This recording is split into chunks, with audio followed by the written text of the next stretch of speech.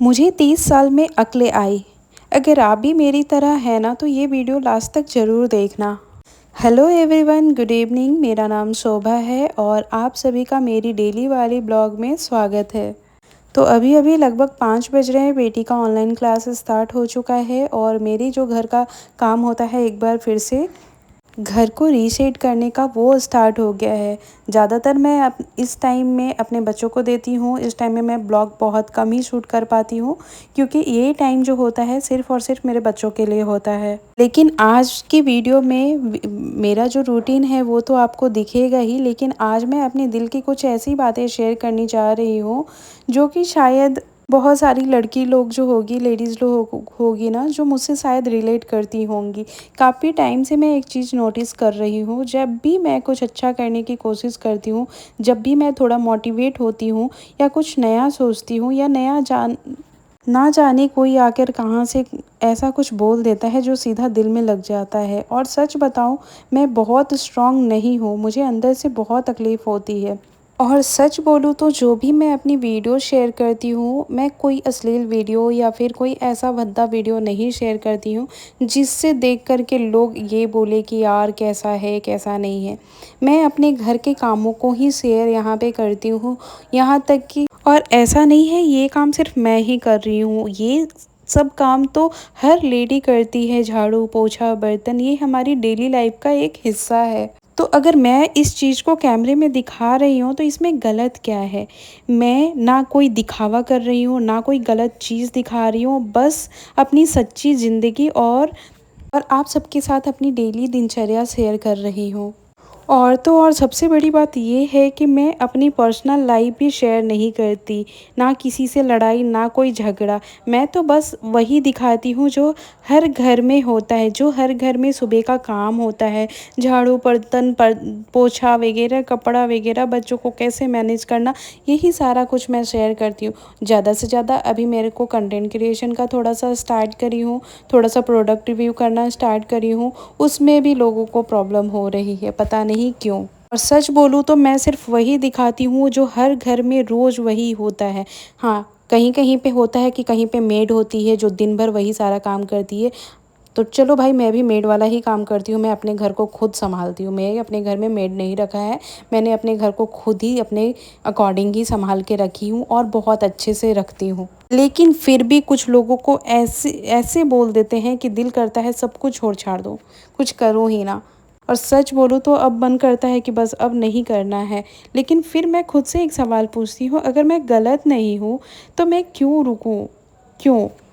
देखो, लाइफ में लोग तो बोलेंगे, आज ये कल वो, कल कोई और, मतलब ऐसे तो बोलेंगे ही बोलेंगे। चाहे और सबसे बड़ी बात तब बोलेंगे जब आप थोड़ा सा कुछ सक्सेस कर रहे होगे, थोड़ा सा लाइफ में कुछ अचीव कर रहे होगे ना, तो ज़रूर कोई ना कोई कुछ ना कुछ तो ऐसा बोलेंगे ही बोलेंगे जिससे आप पूरी तरीके से डीमोटिवेट हो जाओ। लेकिन सच बोलूँ, अगर हम हर बात को दिल पर लेने लगे ना तो हम कभी भी आगे नहीं बढ़ पाएंगे। और ये बात मुझे 30 साल बाद समझ आई। अगर कोई आपको मोटिवेट नहीं कर सकता तो कम से कम आपको गिराने का भी हक नहीं होना चाहिए। अगर कोई अच्छा नहीं बोल सकता तो उसे बुरा भी मत बोलो। इतना तो हर इंसान कर सकता है, क्योंकि एक छोटा सा शब्द भी किसी को अंदर से तोड़ सकता है। अब मैंने ये डिसाइड किया है कि मैं रुकूंगी नहीं, मुझे जो सही लगता है मैं वो करूँगी, क्योंकि ये मेरी लाइफ है और मुझे पता है मैं गलत नहीं हूँ। तो बस एक बात याद रखना, आप जो कर रहे हो अगर वो सही है तो किसी के कहने से मत रुकना। तो गाइज़, आप सब बुरा मत मानना, लेकिन मैं कहीं ना कहीं कुछ ना कुछ मतलब ऐसे पूरा खुल के तो सारी बातें नहीं बता पाती हूँ। लेकिन सच में मुझे ना बहुत ज़्यादा हर्ट पहुँचता है अगर कोई कुछ बोलता है ना, तो मुझे सच में तकलीफ़ लगता है कि यार मैं जो भी अपना वीडियोज़ वगैरह, वीडियो से रिलेटेड अगर मुझे सच में अगर कोई कुछ बोलता है तो मुझे बहुत ज़्यादा बुरा लगता है, क्योंकि मुझे पता है कि मैं जो कुछ भी कर रही हूँ गलत नहीं कर रही हूँ। हाँ, जहाँ मुझे गलत लगता है, जहाँ वीडियो मेरी गलत होती है, वहाँ मैं मतलब ऐसे एग्री करती हूँ कि हाँ चलो ये चीज़ गलत है या फिर ये चीज़ मुझे नहीं करना चाहिए था। लेकिन एटलीस्ट जो चीज़ मैं गलत नहीं कर रही हूँ उसमें अगर कोई कुछ बोल देता है ना, तो मुझे बहुत ज़्यादा ही मतलब अंदर से डीमोटिवेट कर देता है।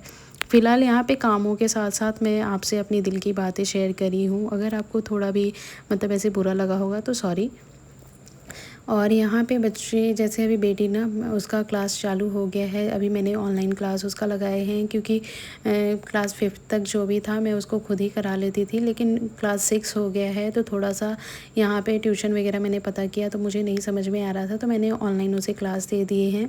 तो इसका क्लास चलता है, कभी कभी अल्टरनेट होता है, कभी कभी काफ़ी सारे क्लासेस हो जाते हैं, लगातार 4 क्लासेस हो जाते हैं। तो आज का क्लास 4 बजे से ही स्टार्ट हो गया था, तो मैं भी बोली नहीं 4 बजे से नहीं, सॉरी 5 बजे से स्टार्ट हो गए थे। तो मैं भी बोली कि चलो अब तो क्या ही कर सकते, बच्चों को स्कूल से लाने के बाद मैं भी बहुत ज़्यादा थक जाती हूँ, लेकिन आज मुझे रेस्ट करने का भी टाइम बिल्कुल नहीं मिला था। तो मैं बोली कि चलो अब वो अपना बैठ कर के स्टडी कर रही है तो मैं भी थोड़े बहुत जो काम है उन्हें निपटा लेती हूँ। तो बच्चों के बैग से जो भी टिफ़िन वगैरह था वो सब कुछ निकाल ली हूँ, और जो भी एक बार रूम को सेट करना था ना वो कर दिया है, क्योंकि सामने भी एक बार झाड़ू लगा लो। मैं कोशिश कर रही थी कि बच्चे एक बार सो जाएं, मतलब बेटी को तो नहीं हो पाता है क्योंकि वो 3:30 बजे तक आती है ना, 3 बज जाते हैं आते आते, खाना वगैरह खाते खाते 3:30 पौने 4 तक हो जाता है। और फिर तुरंत क्लास, तो अगर बच्चे सो जाएं इस टाइम में ना तो फिर उठने का नाम नहीं लेते हैं। तो मैं बोली कि चलो आज सोना नहीं है। और यहाँ पे मैं भी दोपहर में फिर खाने के बाद धोई नहीं थी, बर्तन वगैरह छोड़ दी थी। तो मैंने सोचा कि चलो अभी मैं उसको बैठा दी हूँ, अभी ऑप्शनल क्लास है, मतलब लाइव डाउट क्लास है। तो मैं बोली कि चलो, क्योंकि फिर उसका जो क्लास चलने लगता है जिसमें पढ़ाई वगैरह होता है ना, अगर उसका कंटिन्यूअस क्लास चलने लगता है ना तो फिर मैं उठ नहीं पाती हूँ। और अभी आप देख सकते हो 5:30 बज रहे हैं। सारा काम यहाँ पे कर ली थी, झाड़ू वगैरह लगा ली थी, तो फिर मैं बच्चों के साथ बैठ गई थी। बेटा भी सो कर के उठ गया था, उसका तो टाइम होता है, वो स्कूल से आता है 12:30 बजे ना, तो वह खाना वाना खाने के बाद ना वो सो जाता है, 2 घंटा आराम से वो नींद ले लेता है। अभी छोटा भी है, तो यहाँ पे मैं उसको भी बैठ कर के पढ़ा रही थी और जो उसका भी क्लास चल रहा था वो भी देख रहे थे। ज़्यादा फोकस मेरे को बेटी के ऊपर चला जाता है क्योंकि मतलब देखते रहते हैं ना, तो वहाँ पे ज़्यादा फोकस चला जाता है।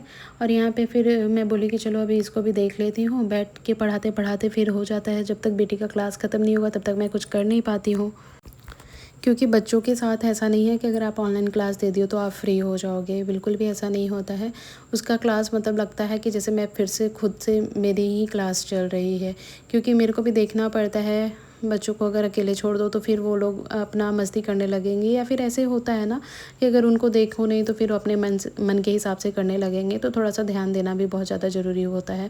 और अभी स्टार्टिंग लगाई हूँ ना, तो थोड़ा सा मतलब ऑनलाइन क्लास तो इस तरीके से करती नहीं थी ना, तो थोड़ा सा अभी थोड़ा ज़्यादा ध्यान देना पड़ रहा है। जैसे ही फिर वो सेट हो जाएगी एक बार तो फिर वो खुद ही मैनेज करने लगेगी। तो मैं बोली कि नहीं अभी स्टार्टिंग है तो मुझे खुद करना पड़ेगा। और देखते ही देखते ना 8 बजने वाला था, तो फिर मैं सोची क्या बनाऊँ, तो यहाँ पे मैं बीटरूट वाली राइस बना रही हूँ, जो कि बहुत झटपट से बन जाती है और बच्चों को भी खाने में अच्छी लगती है।